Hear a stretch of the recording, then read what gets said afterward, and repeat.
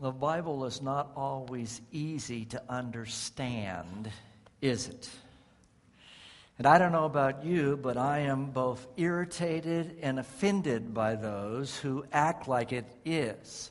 I'm sure you all have heard or read different Bible teachers who speak so confidently that they come across as though they know everything and implying that you're stupid if you don't agree with them.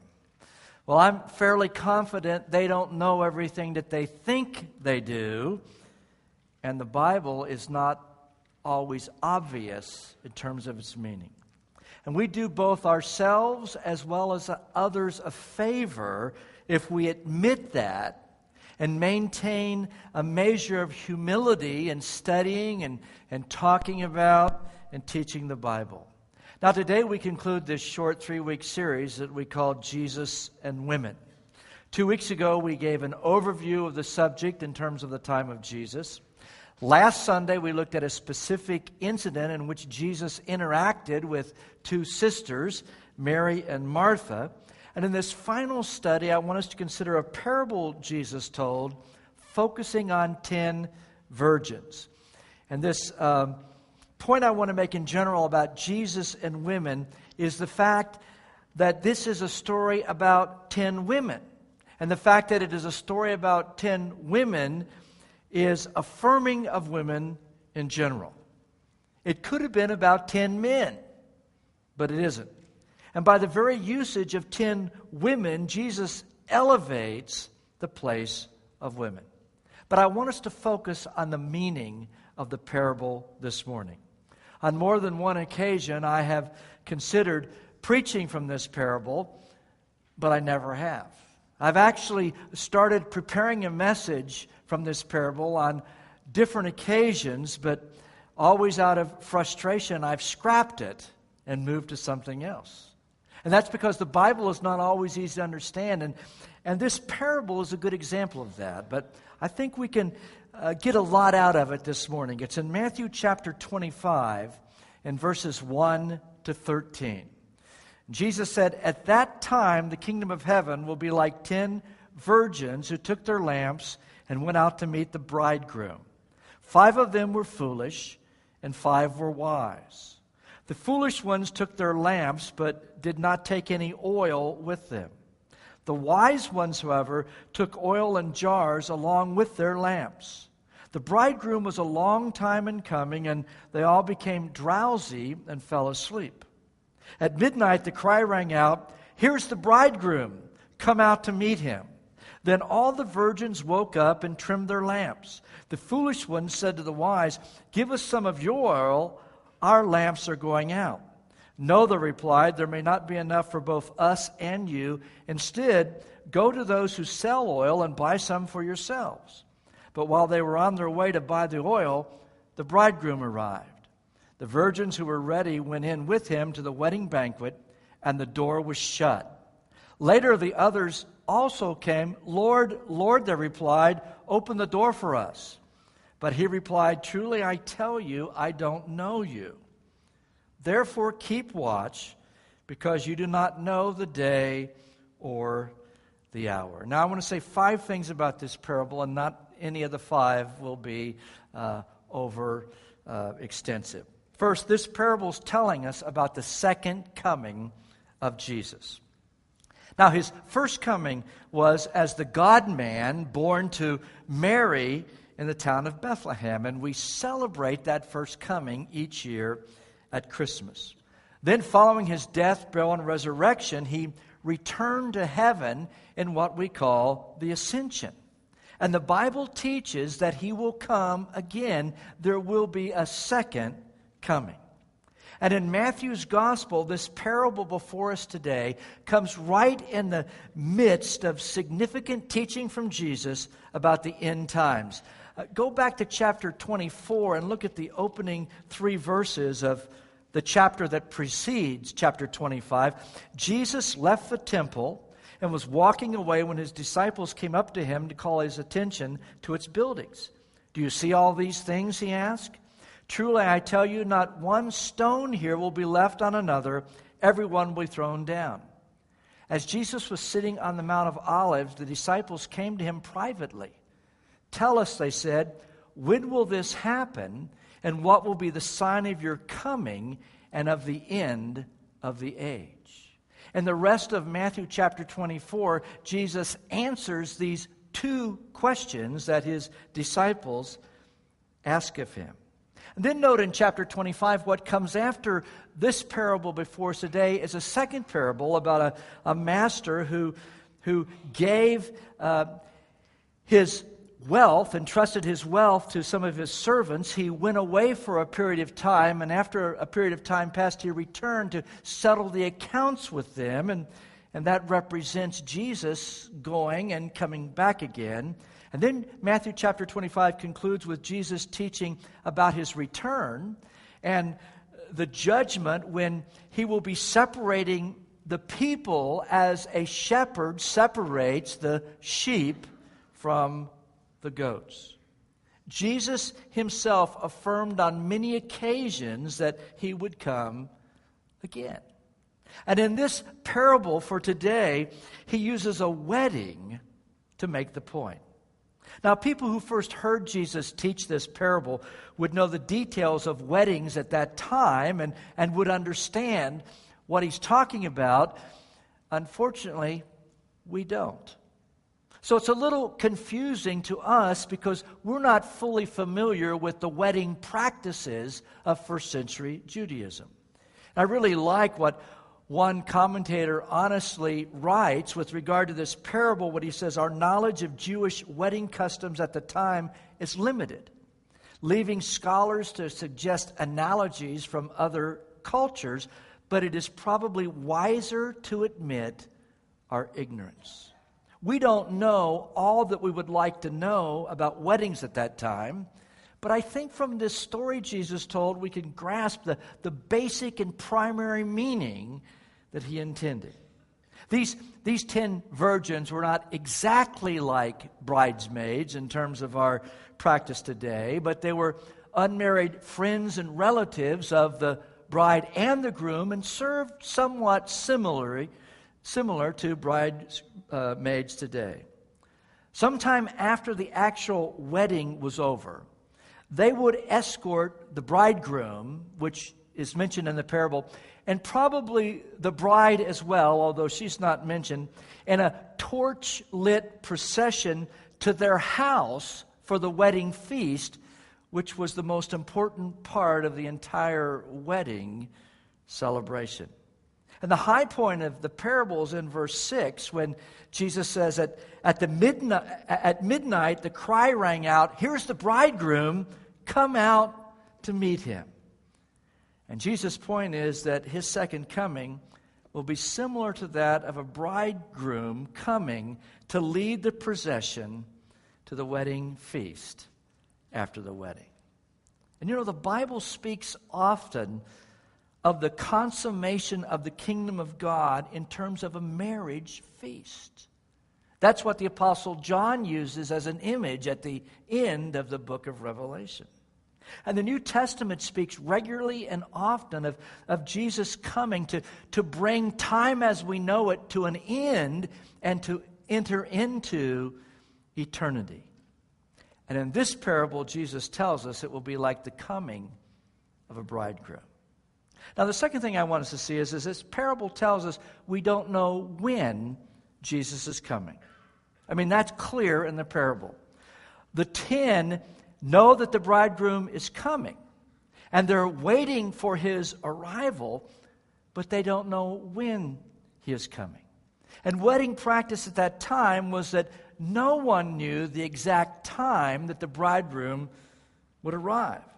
Sometimes the bridegroom would actually try and trick the bridesmaids to have fun with them, to surprise them by his coming. Now, if there's anything clear in the Bible about Jesus' second coming, it is that no one knows when he is coming. Jesus repeatedly said that in many ways and with multiple images. In addition to the image in this parable of the bridegroom coming, another image that Jesus used to make the point that no one knows when he's coming is he compared it to the coming of a thief. And back earlier in Luke's gospel, in Luke chapter 12, he's talking to his disciples about this, and he tells them in verses 35 to 40, "Be dressed ready for service and keep your lamps burning, like servants waiting for their master to return from a wedding banquet, so that when he comes and knocks, they can immediately open the door for him. It will be good for those servants whose master finds them watching when he comes. Truly, I tell you, he will dress himself to serve, will have them recline at the table, and will come and wait on them. It will be good for those servants whose master finds them ready, even if he comes in the middle of the night or toward daybreak." Now here's the image. "But understand this, if the owner of the house had known at what hour the thief was coming, he would not have let his house be broken into. You also must be ready, because the Son of Man will come in an hour when you do not expect him." In his teaching, Jesus tells his followers then, and tells us as his followers today, that only God himself knows when this will take place. Back in Matthew chapter 24, when in this chapter preceding this parable, look at what Jesus tells his followers in verses 36 to 39. "But about that day or hour, no one knows, not even the angels in heaven, nor the Son, but only the Father. As it was in the days of Noah, so it will be at the coming of the Son of Man. For in the days before the flood, people were eating and drinking, marrying and giving in marriage, up to the day Noah entered the ark. And they knew nothing about what would happen until the flood came and took them all away. That is how it will be at the coming of the Son of Man." Only God knows when Jesus will return. And with regard to this reference to Noah, Jesus is saying that when he does come again, people will be involved with the ordinary things of life. The day that Jesus comes again will begin just like any other day. Now, the point about not knowing when Jesus is coming ought to make it clear that speculation about when it will happen is misguided at best and useless at worst. And yet, even before the New Testament was completed, and continuing through our own day, people have claimed to know when Jesus is coming back. They have made all kinds of predictions. They've drawn time charts. They've suggested dates. And they keep on acting as though they know more than Jesus himself knew. If we believe Jesus when he promised he would come back, why don't we believe him when he clearly says, no one but God knows when it will happen? I'm tired of hearing and reading about the predictions and claims that so many people make about knowing more than Jesus knew. So the primary thing, the third thing this parable is telling us is that we need to be prepared. Now that makes sense, doesn't it?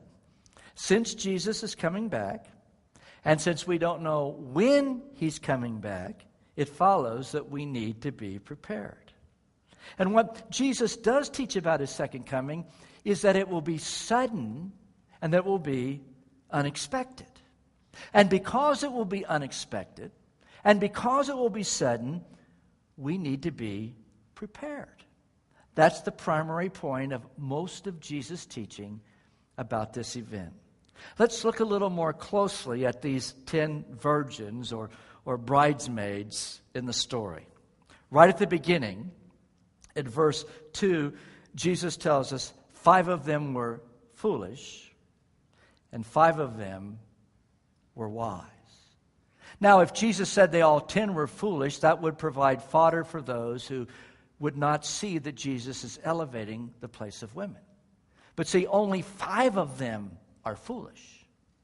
5 of them are wise. Other renderings tell us that 5 were careless and 5 were smart. Or 5 were silly and 5 were smart. Or 5 were silly and 5 were sensible. Now, what's going on with these lamps that these young ladies have, and the oil that the 5 wise ones have that the 5 foolish ones don't have. Well, as I indicated earlier, these 10 young ladies were waiting for the bridegroom to come so that they could join him and probably his bride, and escorting them in a torch-lit procession to their house for the wedding feast. See, others are already there at the house waiting.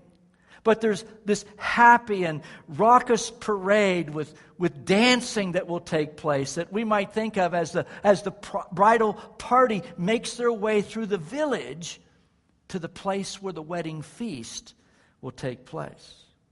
And since this happens at night, in this case at midnight, the accompanying bridesmaids are to have portable lamps with oil that they carry to light the way. These are portable lamps, unlike the lamp where it's used like in the Sermon on the Mount where Jesus says people do not light a lamp and put it under a bushel. These are actually like torches. They're a stick with cloth wrapped around it. They would dip it into the oil and soak it and then burn it until the oil burned up, and then need to dip it in the oil to soak it again. And as the oil would be burned, then they would continue to use the oil that they had with them. And they would have this oil with them for these portable lamps in a small flask or a jar of some kind.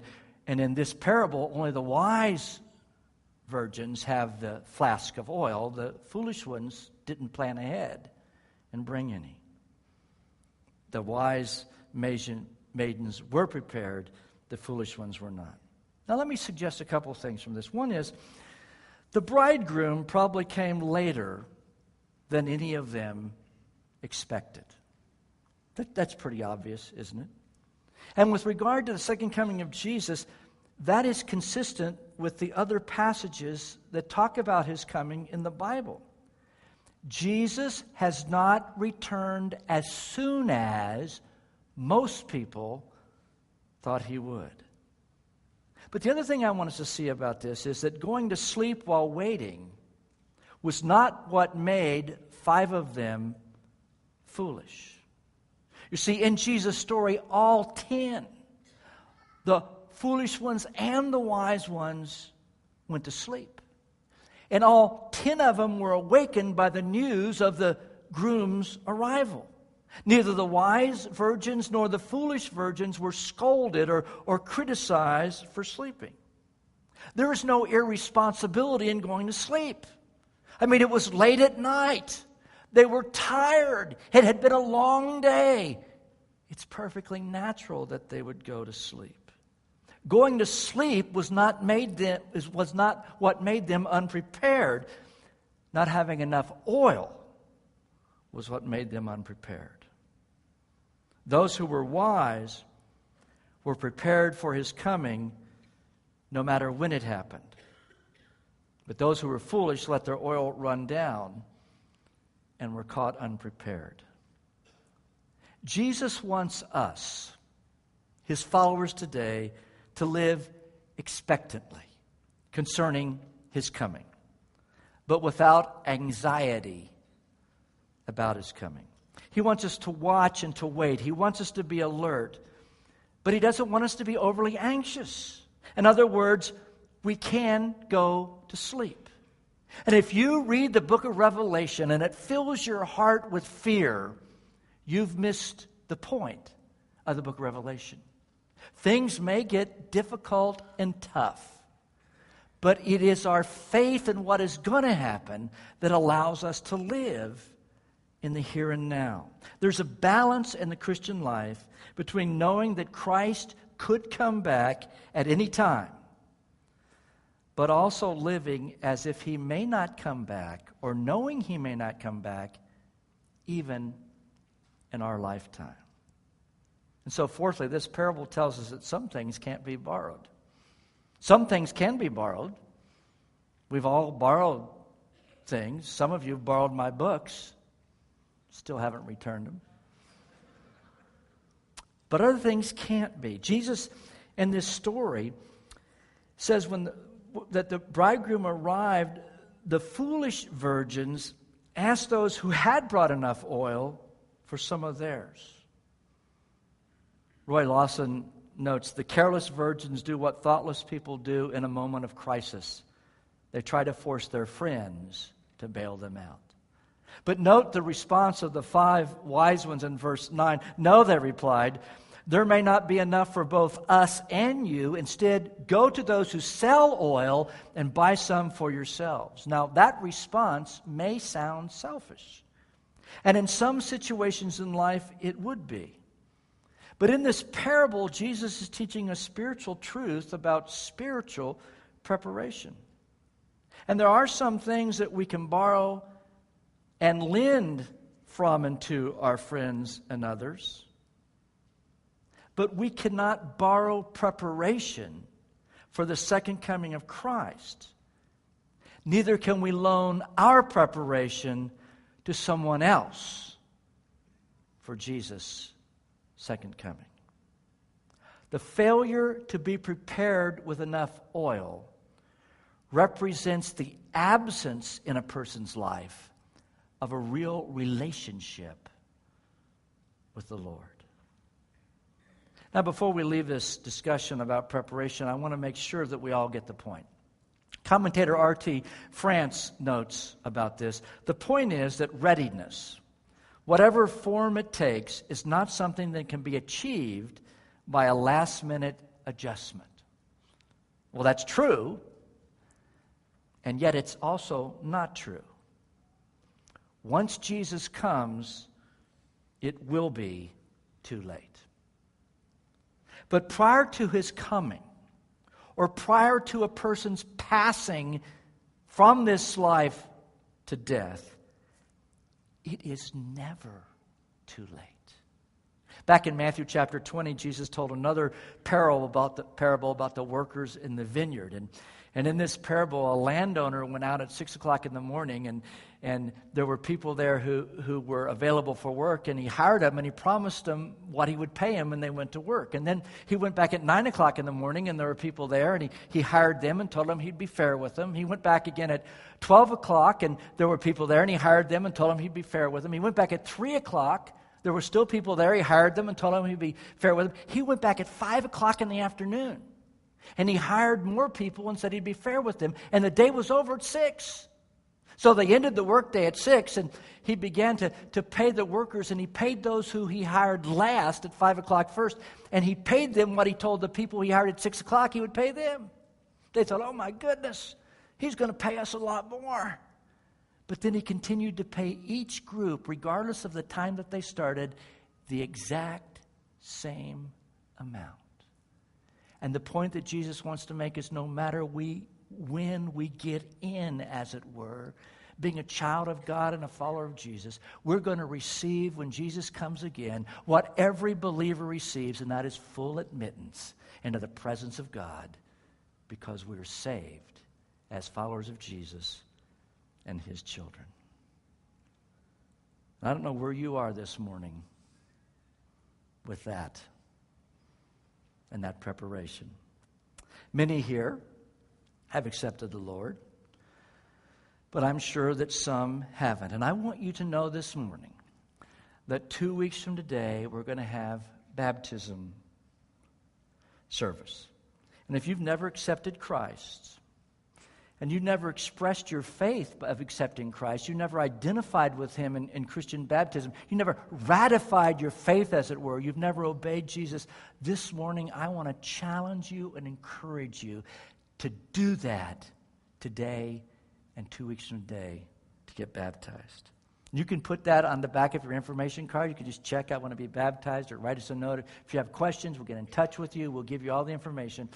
And 2 weeks from today, we'll have a great time of worship as we see people express their faith in Christ by identifying with Jesus in the obedience of baptism. Now, finally, this parable tells us one more thing, and that is that there will be a time when it is too late. And that time is after the bridegroom has come, the procession has arrived, and the wedding feast has begun. Verse 10 tells us that when that happened in Jesus' story, the door was shut. Let's read again verses 11 and 12. Later, the others also came, the 5 foolish. Lord, Lord, they said, open the door for us. But he replied, truly I tell you, I don't know you.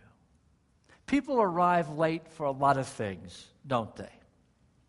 They arrive late for parties, for sporting events, for doctor's appointments.